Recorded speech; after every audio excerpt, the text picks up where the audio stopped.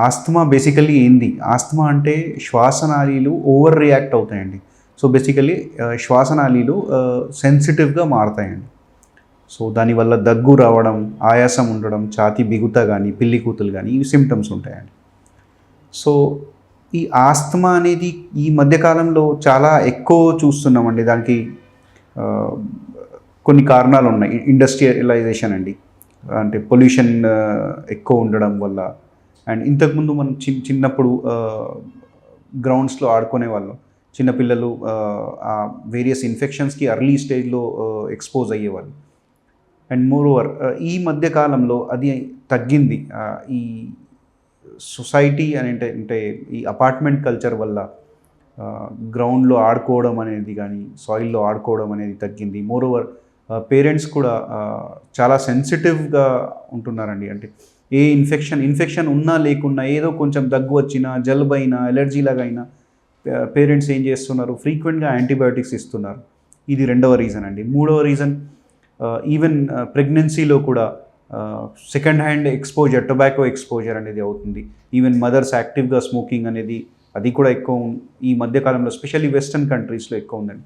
And రెండవది even father or anyone in the family smoking చేస్తున్నట్టుంటే ఆ second hand tobacco in utero exposure and కొన్ని medications వల్ల కూడా ఈ ఆస్తమా ఇన్సిడెన్స్ ఆర్ ప్రివాలెన్స్ అనేది పెరిగిందండి.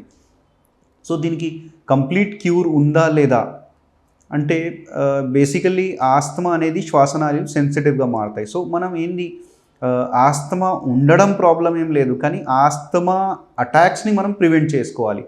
అంటే దేనివల్ల మనకు అలెర్జీ, ఆస్తమా సింప్టమ్స్ వస్తాయో ఆ వేరియస్ ఫుడ్ ఐటమ్స్ కానీ ఆర్ డస్ట్ ఎక్స్‌పోజర్ గానీ ఆర్ కోల్డ్ ఎయిర్ ఎక్స్‌పోజర్ గానీ ఆర్ ఫుడ్ ఐటమ్స్‌లో కోల్డ్ ఫుడ్ ఐటమ్స్ స్పెషల్లీ ఇవన్నీ అవాయిడ్ చేయడం.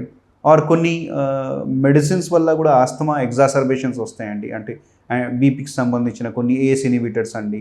ఆర్ ఆస్పిరిన్ వల్ల కూడా ఆస్పిరిన్ ఇండ్యూస్ ఆస్తమా కూడా ఆస్తమా అటాక్స్ రావచ్చు అండి. ఆర్ కొన్ని బీటా బ్లాకర్స్ అని బీపీ మెడికేషన్స్ అండ్ కొన్ని పెయిన్ కిల్లర్స్ వల్ల కూడా.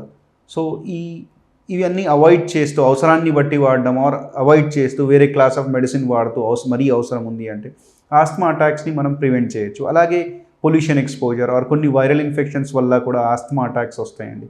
ఆర్ స్పెషల్లీ అథ్లీట్స్‌లో ఎక్సర్షన్‌లో ఎక్సర్సైజ్ ఇండ్యూస్ ఆస్తమా అంటారు. దానికి సొల్యూషన్ ఏంది అంటే బిఫోర్ ఎక్సర్సైజ్ మనం బ్రాంకో డైలేటర్స్ అంటారు. ఆర్ ఆస్తమా సంబంధించిన రెస్క్యూ ఇన్హేలర్స్ ఉంటాయండి. అవి వాడుతూ ఆర్ ఈవెన్ మెయింటెనెన్స్ ఇన్హేలర్స్ రెగ్యులర్గా వాడుతూ మనం ఆస్తమా అటాక్స్ని ప్రివెంట్ చేయొచ్చు. ఎందుకంటే ఈచ్ అండ్ ఎవ్రీ ఆస్తమా అటాక్లో కొంతవరకు లంగ్ ఫంక్షన్ డిక్లైన్ అవుతుందండి. సో, మన టార్గెట్ ఆస్తమా సిమ్టమ్స్ ఉన్నా లేకున్నా ఫర్దర్ అటాక్స్ని మనం ప్రివెంట్ చేసుకోవాలి. సో, అలా మనం ఆస్తమా అటాక్స్ని ప్రివెంట్ చేసుకుంటూ నార్మల్ లైఫ్ చేయొచ్చు. చాలా హాలీవుడ్ యాక్టర్స్ కానీ ఈవెన్ అథ్లీట్స్ కూడా చాలామంది ఆస్తమాతో they are living absolutely normal life. So, overall చెప్పాలి అంటే ఆస్తమా ప్రివెంట్ చేసుకోవచ్చు ఆస్తమా. అండ్ ఆస్తమా అటాక్స్ని కూడా ఫర్దర్ ప్రివెంట్ చేసుకోవచ్చు.